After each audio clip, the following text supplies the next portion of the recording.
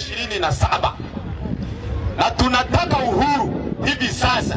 Tundu Lissu wamwachie huru, kwa sababu wanamshikilia kwa kisingizio cha jamhuri. Hakuna mtu binafsi aliyekwenda kumshtaki Lissu. Kuna mtu alimuibia kuku hapa? Hamna. Kuna mtu alimuibia kuku Lissu? Hamna huku sisi. Sasa huyu mwendesha mashtaka anatuambia jamhuri imesema, na jamhuri ni wewe na askari huyu na sisi pamoja na mgeni wetu. Wote sisi ni jamhuri, sio? Sasa kama ni jamhuri, kuna mtu anataka hapa kati yetu kwamba Lissu aendelee kubaki gerezani? Yupo? Kama yupo anyoshe mkono basi. Atoke. Wangapi wanasema Lissu atoke? Wanasema Lissu atoke, anyoshe mkono. Wanasema Lissu atoke, tunyoshe mkono. Hapa mimi mikono miwili.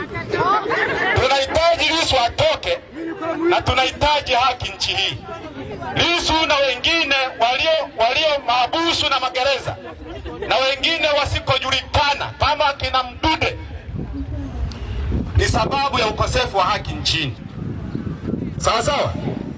Sasa imetosha. Kila aliyezaa anampenda mwanae, sio? Ndio. Aliyezaa anampenda mwanae. Kwa hiyo ni lazima tufike mahali tuwe salama kwa lazima. Tutakuwa salama kwa lazima pale tutakapounganisha nguvu tukaforce mabadiliko ya katiba mpya. Peoples.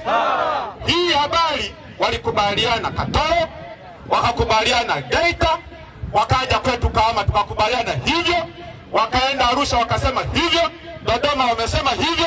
Nyinyi hamtaki? Tunataka. Nyinyi hamtaki? Tunataka.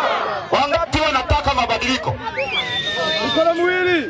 Tunahitaji hawa jamaa, hawa maaskari, marafiki zetu hawa, wawe ni maaskari wanaosimamia haki. Akikukamata mnaenda shikaji. Nimekosea nini brother? Na ndugu zako wakikutafuta wakukute polisi. Sio hivi sasa. Sasa hivi hatuna maaskari, tuna wawindaji tu. Tunawapa dhambi mno hawa ndugu zetu. Wanasahau hata wao sisi tunapigania maisha ya kizazi chao. Tunapigania maisha ya kizazi chao. Na wao wana watoto ambao wanatarajia baadaye hata akiwa wameshastaafu ama maafande, vijana wao waishi kwenye taifa la haki. Leo ambao ni bosi wao hata kuwa bosi milele. Sasa tusitengeneze maisha mazuri yatokane na bosi. Maisha mazuri yatokane na mfumo mzuri. Sawa sawa? Hayo ni mtoto wangu, hayo ni mtoto wa afande, au mtoto mtendaji, au mtoto mbunge.